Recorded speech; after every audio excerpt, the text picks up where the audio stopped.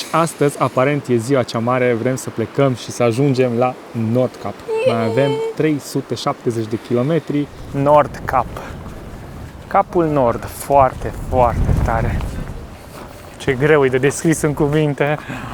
Vai, vă îndemn să veniți, faceți ce puteți și haideți. Cel mai nordic punct din Europa. Na, renunți la întoarcere, vezi cât îți? Ne fac seara frumoasă. Ce frumos, chiar trebuie să găsim un loc fain de campare undeva. Nu știm încă unde, tot studiem pe drum, vedem. Am făcut o manevră de parcare ca să nivelăm un pic mașina. Am urcat pe pietre cu roata din față ambele și în spate, doar în partea asta, ne pregătim să facem paste, dar bate vântul și o să montez iar aici aragazul ăla negru cu buteliile la tip spray. Bună dimineața! Salutare! Aici dubițarii motocicliști de la Lucifer Videographer Iasmina și Robert, sau invers. Și vă salutăm din ziua 18-9 august. Și astăzi, aparent, e ziua cea mare, vrem să plecăm și să ajungem la Nordkap. Mai avem 370 de kilometri. Cei care ați văzut ziua de ieri, pe lângă cei 370 de kilometri, sau 60 de km, 70 de km, am mai băgat încă aproape 110 la apus, ca să ajungem până aici, în locul unde suntem acum. Suntem chiar la o bifurcație de drum. Drumul din stânga trece prin Alta și urcă la Nordkap și drumul prin dreapta, jumătate de oră, face o mică ocolire, dar e mai pitoresc. Așa că povestim mai multe pe mașină, că e foarte frig afară și bate vântul. Momentan înnorat aici unde ne aflăm noi, dar ne-am uitat live pe camera de la Nordkap și e vreme bună. Ăsta e și motivul pentru care vrem să fugim încolo, că mai arată azi, maxim mâine vreme bună, după care vin ploi. Hai, la drum! Cam asta e locația unde am campat peste noapte. E o mică ieșire de pe principală. Am fost destul de mulți, nu ne-am așteptat să găsim atâtea mașini aici, atâtea campere. Erau și bicicliști, și cu cortul, și pescari. Foarte fain. Fain.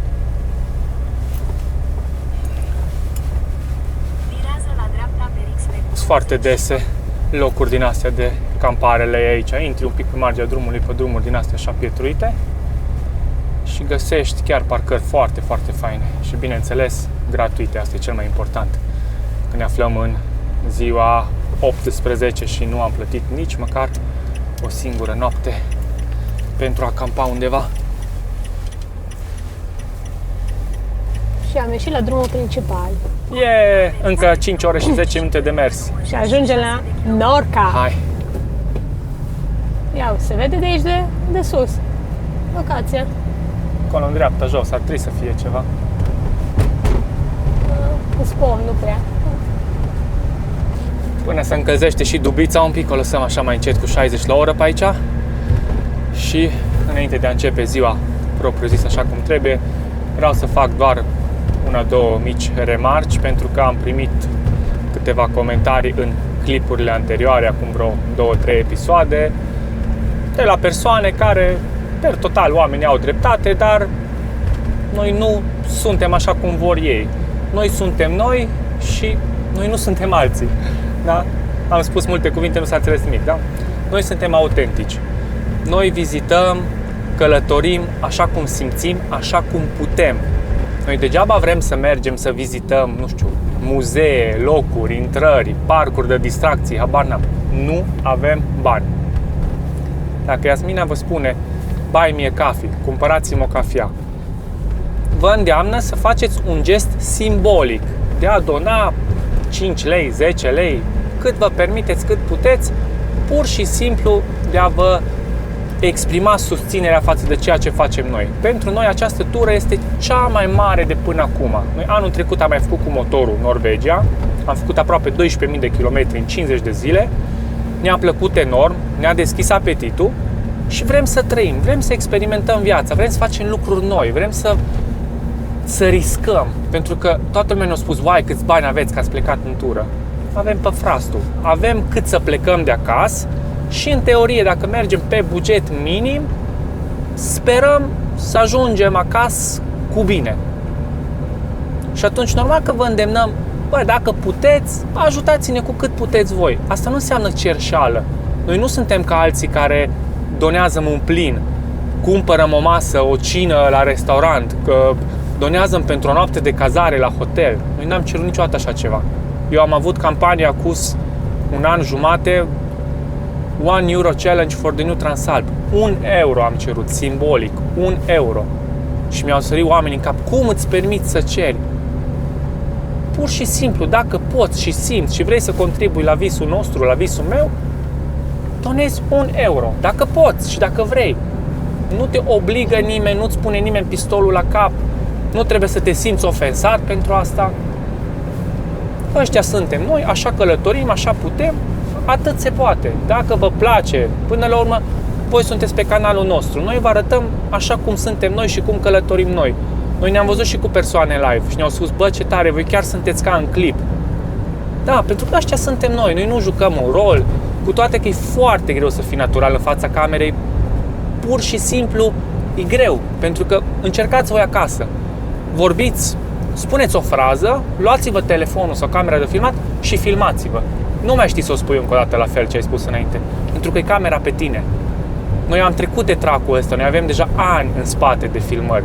Noi în viața de zi cu zi suntem și videografi de evenimente. Eu fac asta de foarte, foarte mulți ani. Și de aia sunt cumva obișnuit și de aia reușim să transmitem naturalețe. Vreau să mulțumesc celor 60 de persoane până în prezent, acum când facem clipul, care au donat și în tura de anul trecut cu motorul și acum. Mesajele drăguțe pe care le lăsați acolo, intrați și vedeți că nu doar e o donație, și mesajele foarte faine și vă mulțumesc. Așa că nu mai încărcăm foarte mult clipul ăsta, pentru că e vorba Nordcap. de Nordcap și visăm de mult la momentul ăsta. Momentan e norat, dar acolo o să fie soare. Va fi fain. În plus de asta, pe aproape toți pe care îi vedeți voi pe internet, mai ales pe YouTube, care fac episoade și promovează cumva chestiile astea. Am ajuns la Nordcap, am ajuns în Africa, am ajuns în unde am ajuns. Dragilor, acele persoane sunt sponsorizate și nu cu o cafea și cu 5 lei și cu 10 lei, ci cu bani grei de la firme. Așa că nu ne acuzați voi pe noi că ți-ai permis să ceri 5 lei. Da, eu fac tură de 10-12.000 de kilometri. Nu am plecat de la Rad la Alba Iulia și mama, am făcut Everestul. Ne facem chestii, cel puțin pentru noi, notabile. Atât am vrut doar să mai completez. Stați liniștiți, aproape toți sunt sponsorizați. Doar dacă ai, nu știu, un business în spate, ești om de afaceri și ai bani, sau trăiești pe pensii speciale sau pe ceva, ai bani. În restul, la tinerețe, nu ai de unde să ai mii, zeci de mii de euro să faci expediții. Nu, toată lumea care face aceste lucruri sunt sponsorizați. Mulțumesc de atenție! Am prins o porțiune de drum în lucru și așteptăm să pornească aici antemergătorul nostru. Am văzut că așa e pe Norvegia, am prins și anul trecut cu motocicleta. Era o anumită porțiune în lucru și îți dau o mașină din asta și trebuie să o urmărești. Vedeți că aici se lucrează la drum și ca să poată să-și facă treaba, nu dau drumul instant la o bandă și la alta. Când trece una din sensuri, te opresc pentru câteva minute și după aia când consideră ei, îți dă drumul pe partea cealaltă. Avem și soare, dar avem și nori. Să vedeți ce am făcut. Am oprit într-o parcare și am pus mașina puțin înclinat așa, să-mi bată în panouri mai înclinat și de la 150 de W am băgat 217, numai de-aia că am înclinat un pic mașina. Și în această parcare, ce am descoperit că avem? Via Transilvanica. Uite-te! Uite-o! Am scris Via Transilvanica. Uitați ce faină e parcarea asta, că uitați, acolo sunt toalete și uitați aici, dacă veniți cu bicicleta sau cu motorul, uitați aici ce fain e.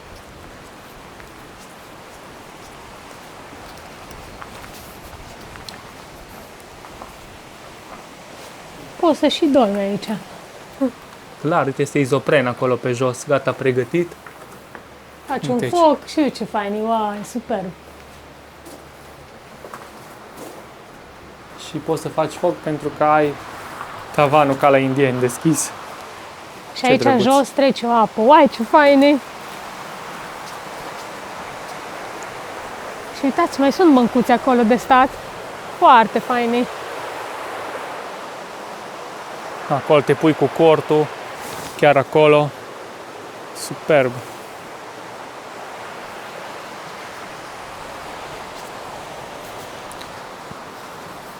Hai să luăm micul dejun.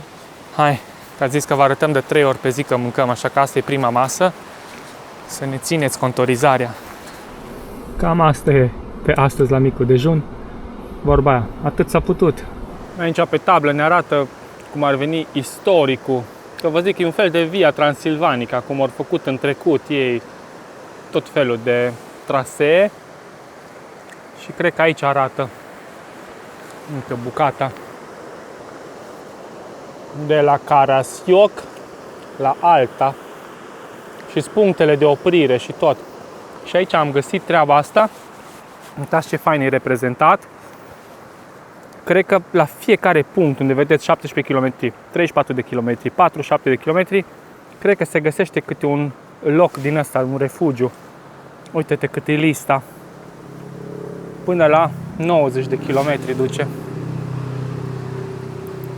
Cred că ți-e mai mare dragul să te plimbi pe traseele astea încoace. Și ne-am pornit la drum.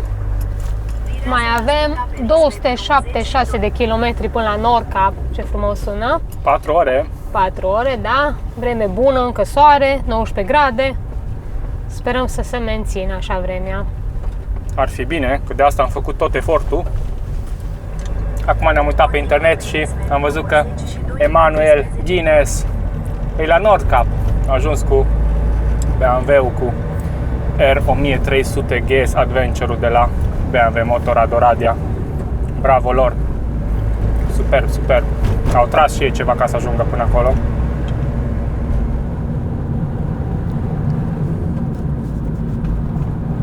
Am oprit să alimentăm în ceva localitate în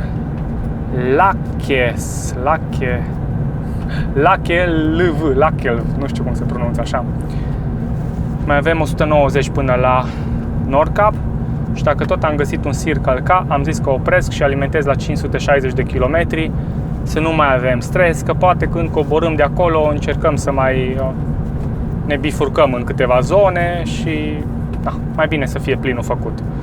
Și am alimentat 41 de litri la 560 de kilometri, iar undeva în jur de 7 consumul. E foarte ok. Suntem chiar mulțumiți de consum. Bun, hai, 3 ore până acolo, vreme faină. Drumuri impecabile. Și au mai revenit și drumurile. Că erau la un moment dat așa, zici că mergeai pedale. Tot la 10-15 metri era câte un tătâc, tătâc, tătâc, tot așa făcea. Acum văd că e mai bine. Acolo trebuia să fie un lac care nu mai este. E secat. Interesant fenomenul, oare să fie cu baraj, cu ceva și să fi fost golit?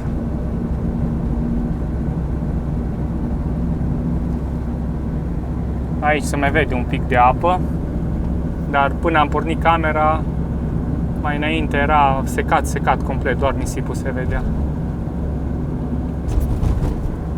Jasmina se pregătește să facă poză la un ren. Uite cât e de frumos. Vă ziceam mai înainte de apa scăzută, că e de la ceva baraj. Eu am crezut că e ceva lac. Eu acum mă uit pe hartă și intră mult apa dinspre Marea Barents, de acolo de sus, din nord. Nu mi-am dat seama, numai după ce am studiat harta am văzut. Deci probabil că e ceva fenomen de reflux sau ceva, că e așa retrasă apa. Și între timp suntem pe un drum nou asfaltat. Chiar în porțiunea asta și-a mai revenit un pic nivelul apei. Nu mai e scăzută. Am ajuns la intersecția care se unește cu drumul pe care suntem noi acum pe E6 și pe drumul, cred că E69, care vine de la Alta. Uite, Nord Cap 129, uite, băiatul e la... unde, pare rău pentru tine. Și ne mai dă 127 de kilometri. Ce tare omul, mă, stă la autostop. Avem niște reni în față, ei sunt șefii aici, șerifii. Cum dictează ei, așa merg mașinile. Uite, face pipi, mă, ăla din dreapta de lângă balustradă. Dar n-au niciun stres. Nu se obosesc să se tragă sau ceva.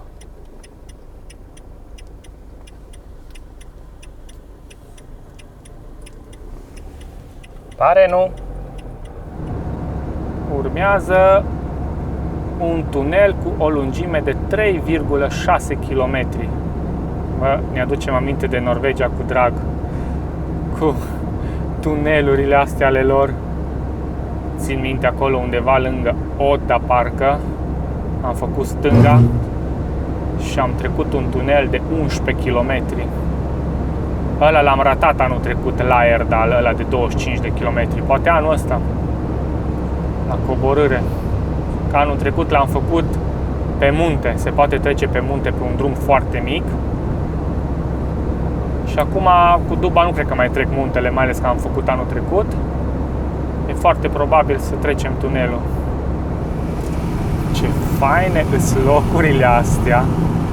Uitați cum se vede plaja aia jos. În curând mai vine un tunel iară. Bă, prea fain. Eu nu zic Suedia, au avut ceva aparte, a fost frumos, dar Norvegia e complet altă poveste. Uite cum îmi filmează și asta de cârn leveling-ul la cameră, uite cum a rămas blocat.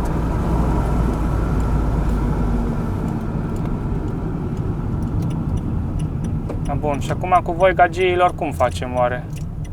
Că voi nu o să vă trageți. Voi nu vă trageți în mijlocul drumului. Și cu telefonul? Ce facem cu voi? Bă, dar vi-s figură, mă, nu v-ați dat la o parte. Mulțumim frumos! Pare, Nilu Moș Crăciun! Și aici un tunel de 500 de metri.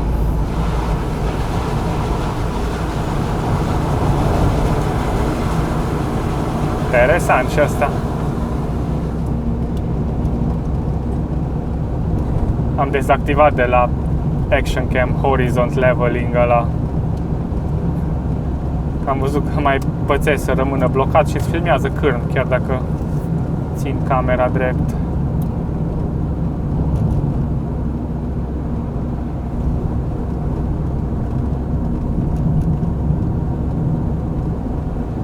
Foarte frumoasă zona, foarte frumoasă. Am ajuns ca pe un platou ceva, am făcut așa o curbă la stânga după un deal.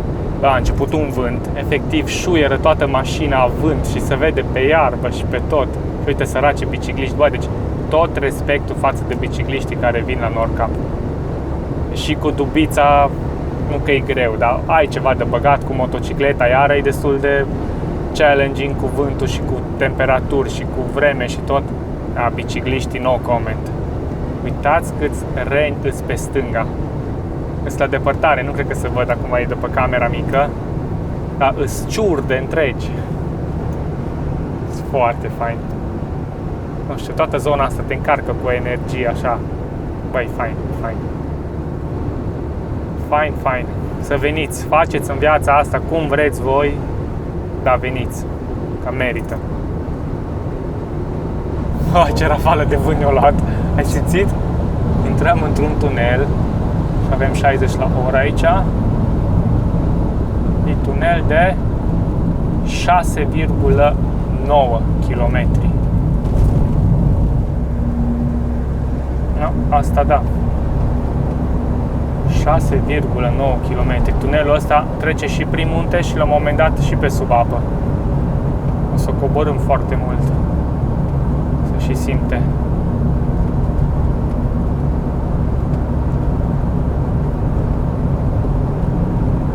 Trebuie să stăm pe frână cu a patra, că ne luăm viteză mai mare de 60 la oră. Mai avem 1 kilometru. Fain, ne termină la urechi. Deci am coborât, cred că au arătat pe tablă acolo, n-am fost atent, 200 și ceva de metri am coborât sub pământ. Avem o urcare constantă acum. Oricum, norvegienii la capitolul tunel pe sub apă și prin munți și prin ce vreți voi, top. Ați văzut că lucrează la tunelul ăla unic în lume pentru vapoare.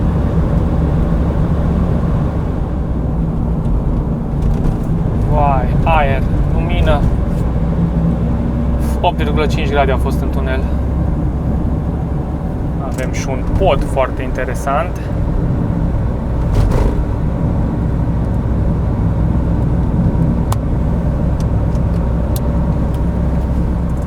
Am intrat pe ultima porțiune de 12 km, din care mai avem 8. Băi, nebunie. Chiar a fost și o bucată de asfalt nou, acum se termină. Dar îi urcare, îi îngust, îi provocator, îi fain. Ce ne place extrem de mult e că am rămas surprinși. Deci chiar nu așa ne așteptam că e drumul până aici. Mă așteptam că e pe lângă apă, simplu, un drum clasic, un pic șerpuit și cam atât. Nu, îi urci un munte efectiv, îl treci, serpentine. Nu, e fain. Pur și simplu, îi fain. Te trec toate stările. Și mulțumim feeling-ului că ne-a trimis ieri fuga să venim încoace. Așa vreme, n-ai cum să prinzi. No. E superb. Atât de senin. Clar, bate vântul, se vede că bate vântul. Aia cred că n-ai cum să prinzi să nu bate vântul. Și 20 de grade. Dar îi ceva fenomen. Mai avem 7,5 km și ajungem. Ha. Se vede în față parcarea gigant. Mai avem 1,2 km. Aici urcare aici în final acum. Mama mia.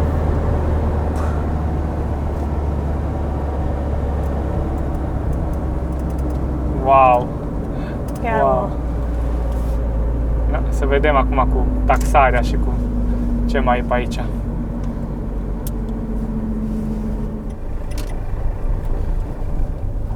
Bun, ne scria 100 de NOK de mașină, 50 de NOK era de motor, 150 scamperurile și 15 NOK de persoană, adică vine 1,5 euro de persoană, aproape 10 euro de mașină.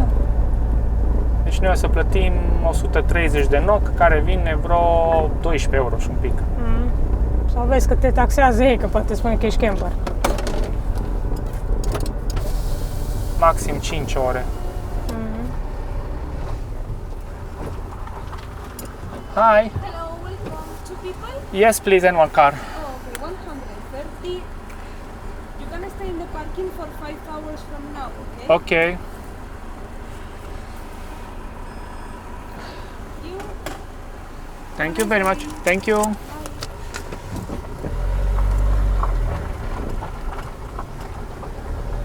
Bă, fraților, a ajuns Dubițul la Nordcap. Uite aici mă bag la motoriști. Sau nu mă V-am bag? spus eu.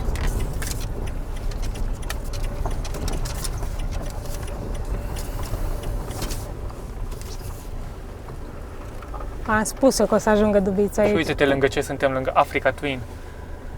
O altă iubire a vieții. Da, da. Pe lângă Transalp, bineînțeles. Bun, ăsta e mai mult un test de vorbire, că bate vântul de rupe. Cum ziceam, 5 ore avem aici la dispoziție. Mi-a venit mesaj pe telefon, 55 de lei am plătit. Eu zic că e foarte decent, ne așteptam la mai mult. Și da, hai să o luăm la pas. Să vedem marea. Bă, îl văd deja. Băi, ce senzație! Sar. Uite că stă lumea la coadă, la poze. Mamă, ce feeling! Vai, cât amarea! Fui! Și nu sunt mulți. Deci cred că sunt vreo 20 de oameni acolo. Mamă, ce feeling! Wow! De fapt, acolo e cel mai nordic punct. Acolo poți să ajungi doar pe jos.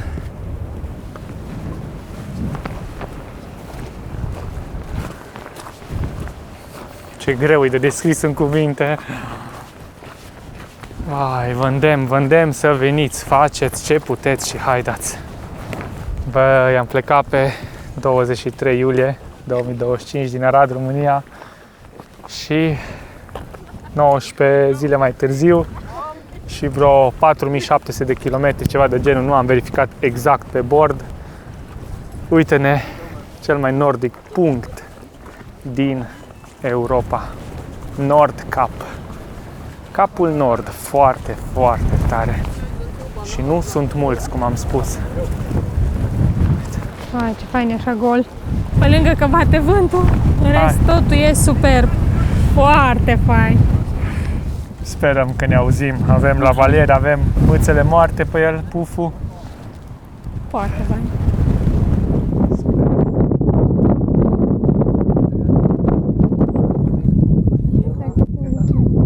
Uite-te pe cameră.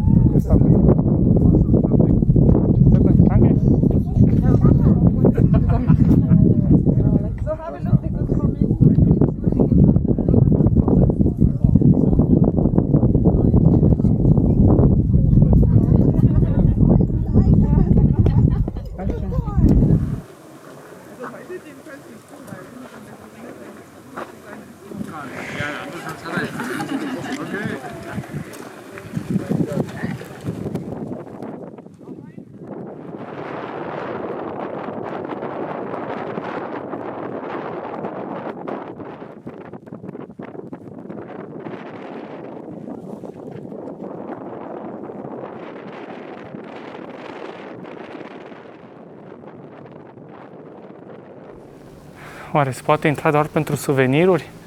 Sau trebuie plătit? Am văzut că e vreo 35 de euro de persoană. Nu. Deși ca să intri, trebuie plătit. Da. Uite aici adulți. 350 de coroane, ai vreo 33 de euro. Na, din păcate nu poți să intri nici măcar să ții un suvenir de aici, fără să plătești. Sau să nu se poate aici ceva, dar nu cred. La caserie. Aici ai cutia de bilete. Da, înăuntru pare a fi shop-ul de suveniruri, uite imaginea. Dar să plătești 35 de euro să intri, un pic, cam mult, 35 de euro de persoană. Ah, fain aici la Nord Cap. Gata și cu experiența asta. Un pic dezamăgită că nu poți măcar să-ți iei un sticker sau ceva, un suvenir, trebuie să plătești biletul ăla. Aia nu înțeleg, Da. Acum am întrebat, zic, vrem numai un sticker. Putem intra fără să plătim aia 35 de euro? Și au zis, din păcate, nu. Ei bai, rămânem cu gândul la metal, cum zic mulți, uite acolo. În rest, foarte fain. Ce s-o eliberat și chiar nu mai e multă lume. Și vremea asta e top. Bai, fain. Fain de suntem obosiți, mi-e foame. Și mergem la mașină, mâncăm rapid ceva și ne continuăm drumul înapoi să căutăm loc de campare, că ziua de azi încă nu e gata. A fost frumos. O experiență de neuitat, cu siguranță. Încă noi nu realizăm, știi, da? Da, Să avem ce povesti peste săptămâni și luni și ani. e fain. Uite, acum au venit o africană în aia clasică. Ai, ce fain este. Transalpul nu a ajuns până aici, decât pe Lofoten, dar... Las, că și la Lofoten a fost superb. Dar atunci noi am promis că am zis, las că nu venim special ca să putem reveni. Apropo, parcarea asta e un mic paradis aici. Uite câte campere faine. Foarte bine. Uite, în stânga noastră motocicliști aici. Am văzut și o familie de români.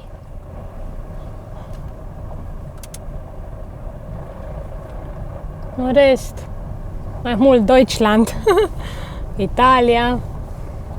Netherland. Să vedem, pe senzor se ridică. Uite că acolo e senzorul pe stâlp.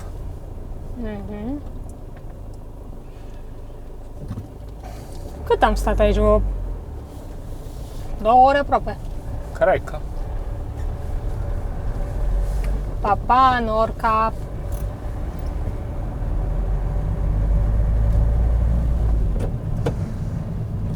Nu cred. Ce tare-s bicicliștii acolo cu cortul.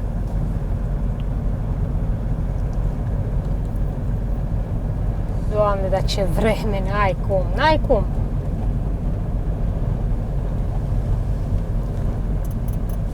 Am dat aici pe hartă la 11 km, mai avem 3 km până la ceva suvenir. Să Și- vedem dacă găsim ceva. Uitați ce fain e drumul. Superb. Uitați ce fain e. Numai când mergem înapoi, complet alt peisaj. Mamă. Ce frumos. Chiar trebuie să găsim un loc fain de campare undeva. Nu știm încă unde. Tot studiem pe drum, vedem. Înaintăm. Wow, uite căsuța aia mică acolo jos. Wow. Vrem să înaintăm cât putem de mult astăzi, că e numai 4:30 și chiar aici totuși încă e nebunie, aglomerație, locuri greu accesibile, așa să stai. Găsim noi ceva fain, ca de obicei. Over the rainbow. Na, renuții la întoarcere, vezi cât vezi? Ne fac seara frumoasă. Deja se înnorează bine de tot și am văzut o locație chiar când am venit încoace.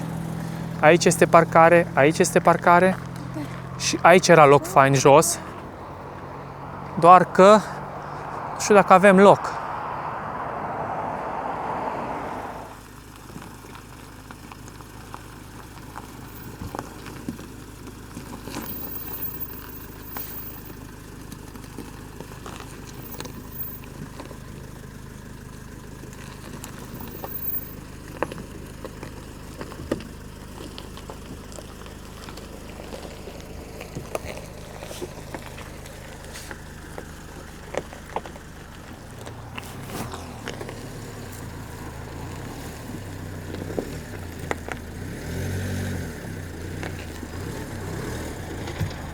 Am făcut o manevră de parcare ca să nivelăm un pic mașina. Am urcat pe pietre cu roata din față ambele și în spate doar în partea asta ca să ne ridice un pic capul, că noi aici dormim cu capul. Ce peisaj, mă! Aici n-am pus nimic în partea din spate, dar în schimb am urcat un pic cu roata din față pe una din astea. Și acum, înainte să vină ploaia de undeva de acolo, pentru că ne este foarte foame, ne pregătim să facem paste, dar bate vântul și o să montez iar aici aragazul ăla negru cu buteliile la tip spray și ne facem înăuntru. Deja am pus apa la fiert pentru paste, abia așteptăm să mâncăm. Am terminat și cina, paste cu unt, bacon și parmezan. Am vrut să mâncăm afară, dar ne-a fugărit picăturile de ploaie înăuntru. Gata, fraților, final de zi, adică de ziua 18-9 august.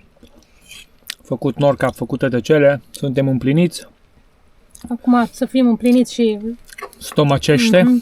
Singurul minus e că ne-am oprit în singura gaură, singura curbă de pe zona asta unde nu avem internet. Deci astăzi, în 9 august, nu o să fie nicio postare. Doar o să-mi copiez materialele și ne culcăm. Și mâine dimineață mergem spre Hammerfest. Mi s-a recomandat să vedem zona, așa că mergem acolo. Mulțumim frumos că ne-ați urmărit. Să nu uitați să ne dați un like, să vă abonați, puteți deveni membri și ne vedem cât de curând. Ciao! Ciao!